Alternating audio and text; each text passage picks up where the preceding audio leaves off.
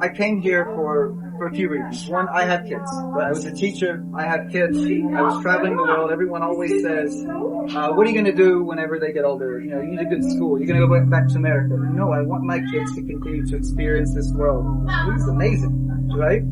So I had the choice. I can go become a principal of any school that I want, or I can go and create my own thing. The problem with being in the system is I know it's broken. I know the flaws. And yes, I can put band-aids on it. I can fix little problems here and there, but it's not enough.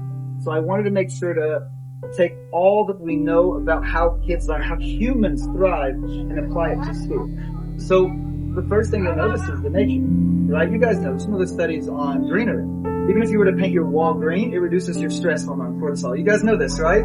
It's bizarre and ridiculous and silly. But if that itself can lower cortisol, what does the rest of the studies show? And it shows that when you're in a light green environment, not dense jungle, but environment like this, it relaxes you. It lowers your cortisol. And with a lower cortisol, less anxiety, you remember more. The brain does a really bad job of remembering stuff when it's in anxious mode. In fact, it doesn't need to. It needs to survive. Right? So we want to take our kids away from the survival mentality and put them into the thriving mentality. So everything we do is built upon that. And then with AI suddenly appearing 2 years ago, it's more evident than ever. Right? So many things that people can do can now be done cheaper, easier, faster. Right? Why have a system that builds a broken robot when we have AI that's more effective at these things? Right? Yes, kids need to be able to write. They need to be doing critical things. But already, our AI can write better than most humans. Already. Right? So we have to come to the realization that there's certain skills that we need to make sure we focus on that the AI cannot replace. And one of those is adaptability. Right? So constantly, we love stability, right? So humans love stability. It's a thing. It makes us happy. We get bored of it, but it's nice, right? The thing is, especially in the modern world where the technology is changing, stability does not exist. In your lifetime, how much has changed? Everything, right? So one of the best things about being in nature is stability, and it doesn't exist. Adaptability is maximized. You know, a kid is going from English class to math class, and he finds a grasshopper on the way. That grasshopper is now going to be part of the next class, right? How does the teacher incorporate it? How do the kids incorporate it? How do they, maximize all they have gained, stay happy, enjoy the experience, and learn from it, right? And it's not easy, right? But that's why I came here, to build a model, to build something that can be replicated later. And I agree, in New York City, you're not going to replicate this model, right? But right now, it's about applying all of these things based on the science of learning, seeing how it goes. And maybe the next step is how can we move this to an urban environment? We all grew up in this rote learning system, memorization, right? I remember the Battle of Bentonville was the most deadly battle in American civil history. First, useless knowledge. Okay, this specific piece is useless. Yes. So the fact that we can look things up, first let's cherish them, right? It's so lovely. I have an 11-year-old and a 5-year-old. Anytime we have questions, we can ask incredibly complex questions. My older son loves physics. He wants to mine asteroids. And he was like, hey, could we build a Dyson swarm? It's basically a swarm of solar panels around the star to collect energy, right? So could we build it with a massive Mercury? I don't know. Let's find out. And GPT is like, nope, you need all the planets of the solar system. Okay. But this piece of information is just a little bit of fact, but then it allows humans to continue to be creative. Okay, what could be done? And that's where the difference, right? One of the things that AI cannot do right now, how about this? AI cannot be ultra creative. You say it can be creative, yes, it can pull up. You want to write a story about dragons, it can do a really good job pulling stories that humans have made about dragons. You want to create something brand new, it's bad at that. Creativity is not a magical thing. Creativity comes from, I would say, pools of knowledge combined with fearlessness, right? If you know how metal works, and you know how fire works, and you know how outer space works, and you're not afraid, yes, you might be able to invent the rockets. But you need these core knowledges. You need them. You need to have a memorization of every piece of the information, not necessarily. I would say no rocket scientist knows every single aspect, because they don't need to. One of the most bizarre things, remember when you go to exams in primary school and high school, you must remember the formulas, right? You don't do that in real life. oh, you're a nuclear engineer, we're gonna have a meltdown. What's your formula? You better go figure it out. Guys, that's not the way the world works, right? So having all of the information in your hand, you're right, it supersedes this need for memorization, which is a good thing for us humans, because we are bad at memorizing. We are terrible at memorizing. Studies show about 20% of broken memorization we remember. Anyone here a math teacher? Okay. So one of the things that I'll show that we do here that it's different than a standard school. So probably around, depending on the program, but it's going to be around age 7 or so, you're going to do the outside of the square. What's that called? Yes, the perimeter, right? So the outside of a square, you know, it's 2 meters, 2 feet, 5 feet, sorry, doing the standard system, and you figure it out, right? Well, you would actually, in most systems, probably all systems, you repeat that when you're 7 years old, 8 years old, 9 years old, 10 years old, 11 years old, and the theory right there is that, well, through trial and error and constant repetition, remember it. It's not accurate, it's somewhat correct, but it's not, you lose my time, and it doesn't work. Otherwise, we'd all have all these geniuses everywhere, right? What does work, though, is doing it with your hands. And that doesn't just mean projects. Projects are great, but it's deeper than the concept of project-based learning. You need to do it. You need to have a difficult environment. Your brain remembers novelty. Your brain remembers difficulty. Your brain is actually exceptionally good at remembering where food is located, right? So what is our brain good at remembering, right? Guys, we have certain things that we're really, really good at, right? So we need to apply those to these things. So the way it would work here is we give our kids ropes, right? So I was talking to an 11-year-old, and he did this when he was 7. He remembered it 4 years later. I was like, do you remember measuring the rice field? He's like, oh yeah, that was so difficult. And it was him and 3 kids, remembers who it is. They go out with the ropes, and he told me the story. One of the kids drops the rope in mud, and it's so muddy, and it's hot, and then it starts to rain a little bit, and they're trying to measure, and the rope isn't long enough, and they get a second rope, and they're tying it together, and it's all of these difficulties, the novelty, the strangeness, and he remembers it, right? He did it one time, and the brain records it. The brain, we know very well what the brain remembers and what the brain doesn't. Why we do not apply it to schools is beyond me. Is it that it's too hard to change the system? I mean, I honestly believe, I create my own school because I don't believe in I love the idea of a public school. I just don't love the idea that the system is so broken that we don't change it. That's the problem. And at this point, it seems impossible to change. I do not, I want to believe that it's possible. Sorry if I say it's impossible to change, but that's the reason I went here, because I believe that I have to create a model to help other people see what's possible, right? So that was my solution. The school is called empathy, right? I would say because the first most important thing you need to learn is empathy, not for the other, but for yourself. Yes, empathy for the other is important, but for yourself. Who is your biggest critic, guys? Who? Yeah. What if you don't criticize yourself? What if you can understand yourself? What if you're anxious and you, instead of blaming yourself, you understand why you're anxious and you can really do your best to either seek help or help yourself? Would you achieve more? Yeah. So the first goal is to teach the kids how to empathize with themselves. Now, it's different ages, absolutely, right? It may be as something for, my 5-year-old. My 5-year-old knows when he gets overexcited or angry. Maybe he knows to release his fists. He knows to take deep breaths. So it's very simple emotional regulation techniques. That works at age 5, and you can name his emotions. At age 11, my older kid, it's a lot different. At that age, middle school, anyone teach middle schoolers? Whew, I honestly think that's the hardest stage. And the reason I think it is because of resilience. If they're resilient, right, it makes it easier. When they're not resilient, they think everything in the world is out to get them, right? The worst, not worst, but some of the silliest ones, it's like, that person's making fun of me. Okay, let's go find out. And we found out they're just speaking another language about something else entirely different, but this one person decided that, it's an internal dialogue. And we all do that, oh, everything is bad. What is it? Stoic philosopher Epicurus says something like, in my life, millions of bad things happened to me, but they were all just in my head. Right? It's like, yeah, that's the reality.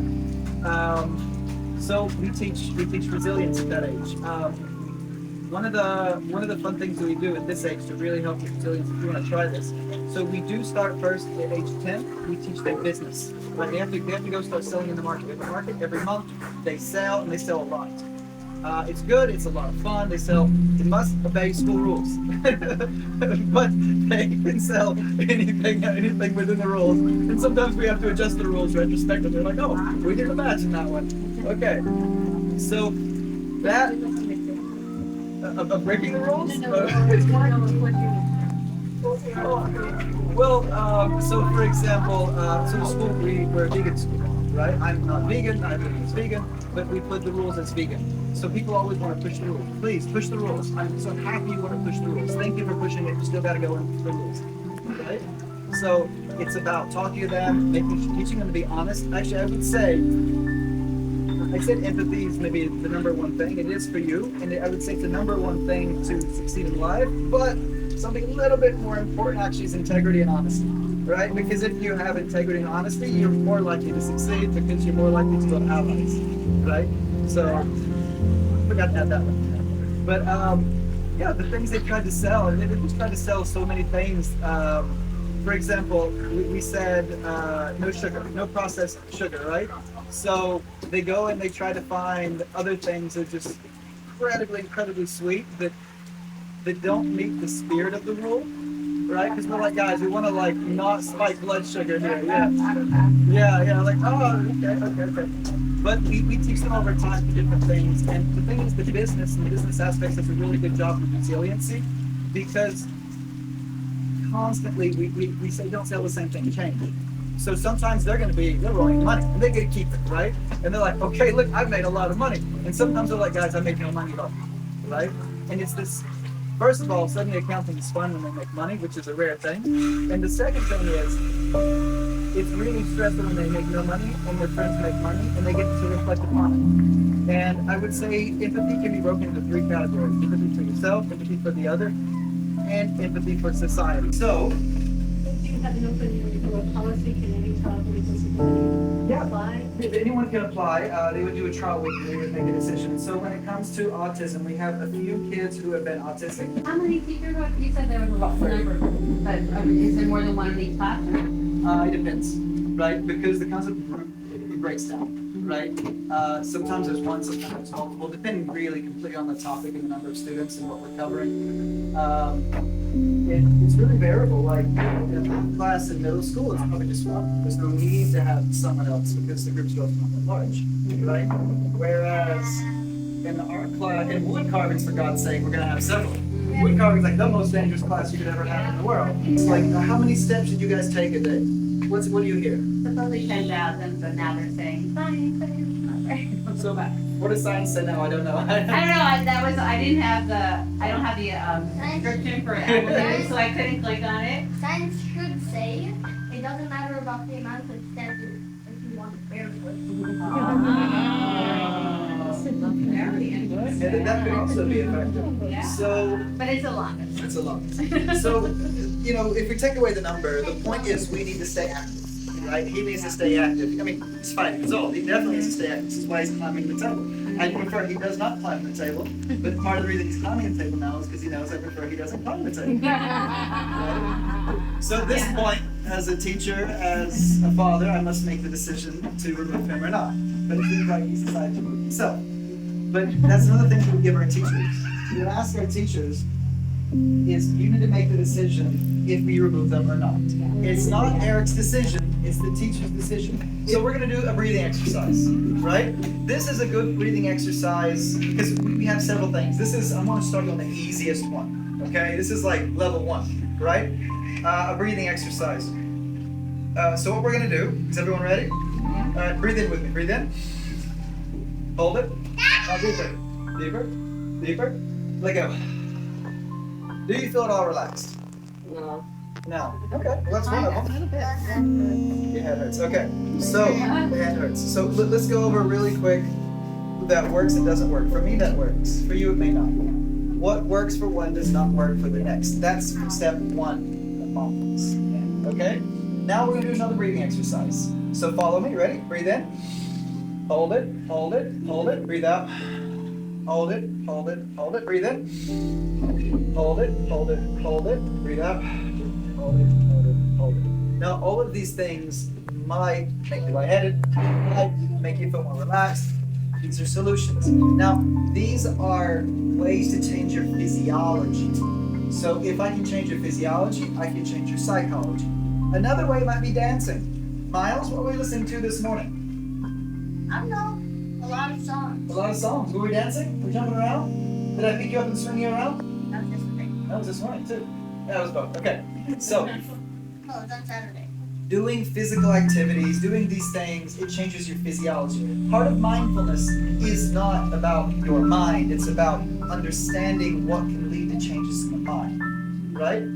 So, jumping up and down, doing sports, doing all of these things, they change the physical chemistry of your body to make it much easier for you to really be anything you want, right? That's kind of like step one, and that's the easiest one, right?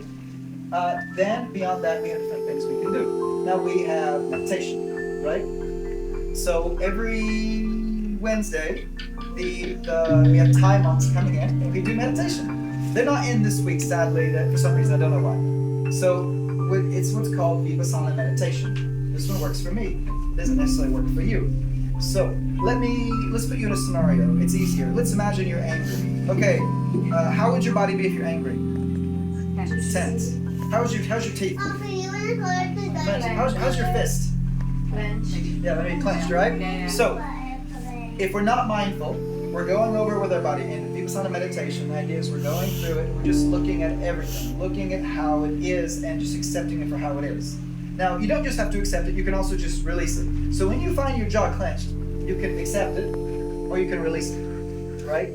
By releasing it, your anger is already dissipating, right? You keep going down. You feel the tenseness in your shoulders and muscles. You can choose to accept it. It is the way it is. I accept it, or I'm going to release it. And then when you get to your fists, the same thing. By going through this process, you literally go through the entire. It's a long time to learn this. You don't learn it in like 5 minutes, guys.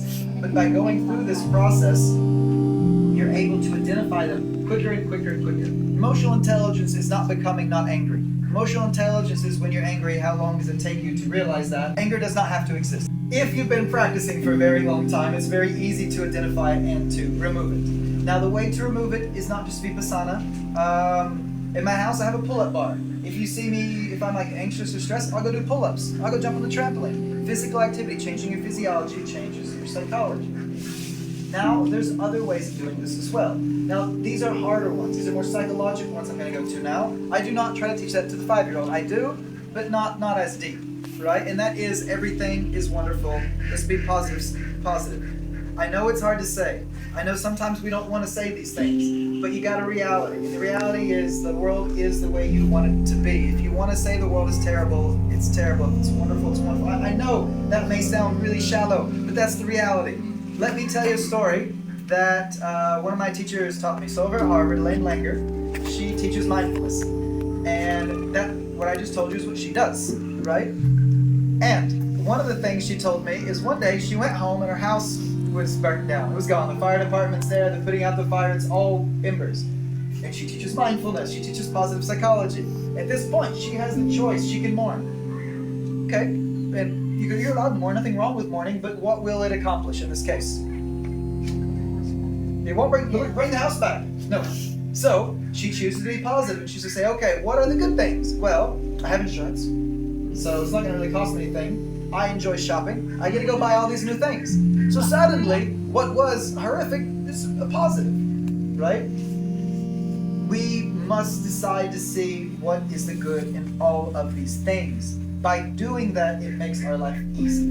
It makes our life more wonderful. This island has many religions, right? And one of the things that my Muslim team has taught me is specifically, Allah will not give you a challenge you cannot overcome. I like this phrase. It's a very positive psychology phrase, right? Because it means that everything that you encounter, you can overcome it, right? And when, so just remember these things, that everything we can overcome, everything is positive.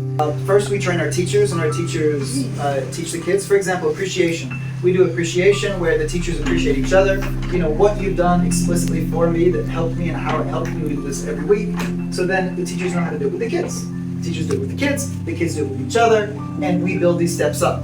Right? Then we do have the explicit classes. Like I was telling you earlier about the classes with middle school about resilience. Right? So and we also have games, we have activities, we have a whole set of card games that we play. I'd love to give you a set, hopefully we have some to give you. So all of those things do it together. It's not one step, it's 100 steps. And it takes many, many, many, many, many years.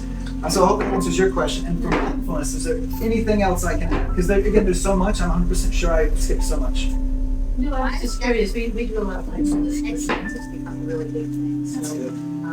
I was just kind of curious. Yeah, really. So again, I think positive psychology is one of the better ones because a positive mind can solve problems easily, right?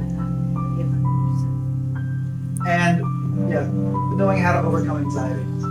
Yeah, I mean, when was you were anxious before? Think about it, right? When you were anxious, could you have solved that problem? Probably not as well, right? Yeah, absolutely. And that's another reason it's so much easier to solve other people's problems, right? Because you're not anxious about it. You're like, come on, the answer's so easy. But they can't do it because there's some internal issue. That's just reality.